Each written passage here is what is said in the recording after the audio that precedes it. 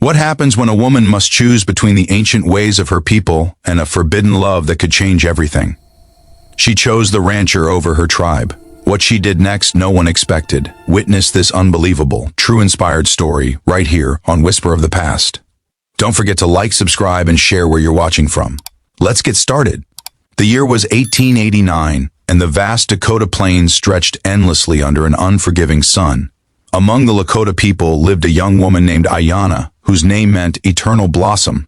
She was known throughout her tribe not just for her beauty, but for her exceptional skill in healing and her deep connection to the sacred traditions of her ancestors. At 22, she was being prepared to become one of the tribe's medicine women, a position of great honor and responsibility.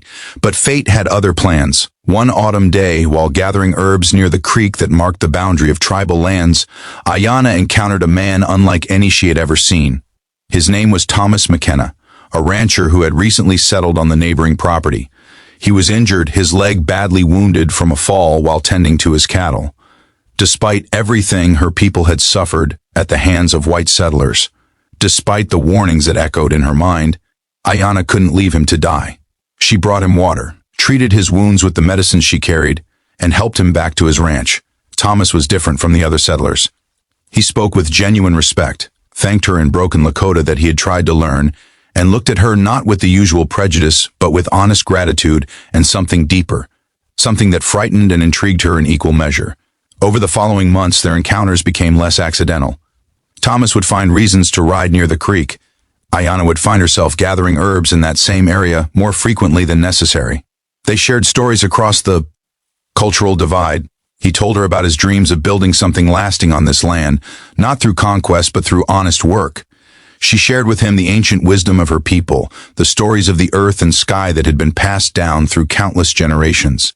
Their growing affection did not go unnoticed. Ayanna's brother, a respected warrior named Dakota, confronted her one evening as the sun painted the sky in shades of red and gold. His words cut deep. How could she betray their people? Had she forgotten the trail of tears, the broken treaties, the sacred lands stolen?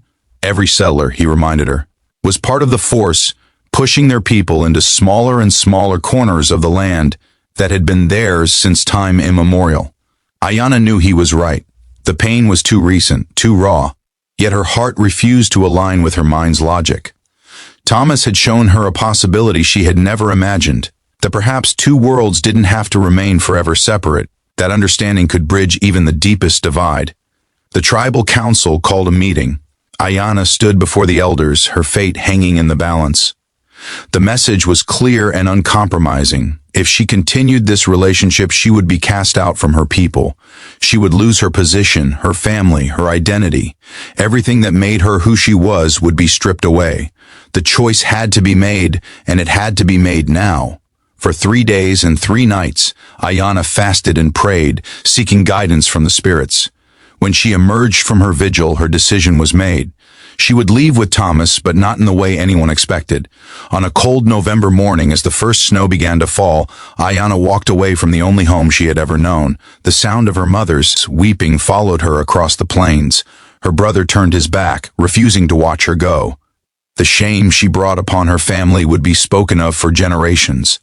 Thomas welcomed her with open arms, promising her a new life, a new beginning.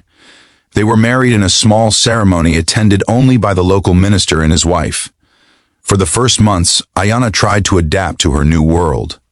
She wore the long dresses of settler women, attended church services where prayers were spoken in a language, and to a God that felt foreign to her soul. She learned to cook on a cast iron stove and to preserve food in ways her people had never used. But something inside her was dying. Thomas noticed the light fading from her eyes. He saw how she would stand at the window for hours, gazing toward the distant tribal lands. He heard her crying softly at night, mourning everything she had lost.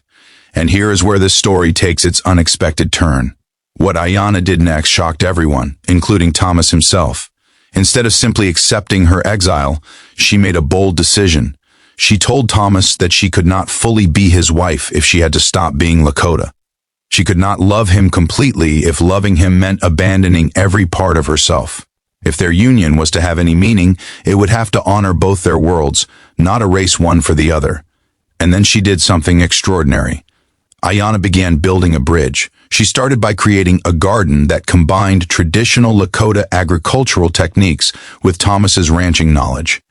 She invited other settlers' wives to learn about the medicinal properties of native plants, teaching them the healing wisdom her grandmother had taught her.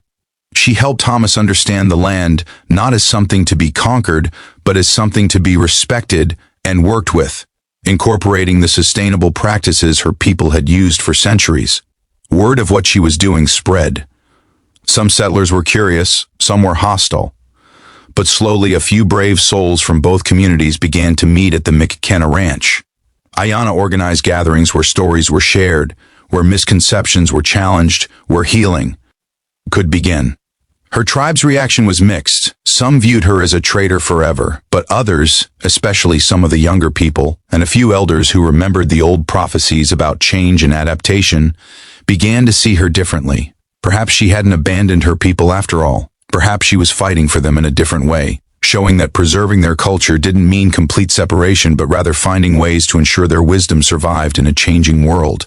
Thomas became her greatest ally in this mission. He learned Lakota, advocated for fair treatment of native peoples in the territorial legislature, and used his position as a respected rancher to challenge prejudice among his fellow settlers. The path Ayana chose was never easy. She lived between two worlds, fully accepted by neither, yet creating something new that honored both. Her children grew up speaking both Lakota and English, learning both the Christian prayers of their father and the sacred ceremonies of their mother's people. Years later, when historians would tell this story, they would debate whether Ayana made the right choice. But perhaps that was never the right question. She chose love, yes, but more importantly, she refused to let that love erase who she was. She chose to build rather than simply to choose sides. What would you have done in her position? Share your thoughts in the comments below. If this story moved you, hit that like button and subscribe to Whisper of the Past for more incredible historical tales. Until next time, remember that history is not just about the past, but about understanding the choices that shaped our present.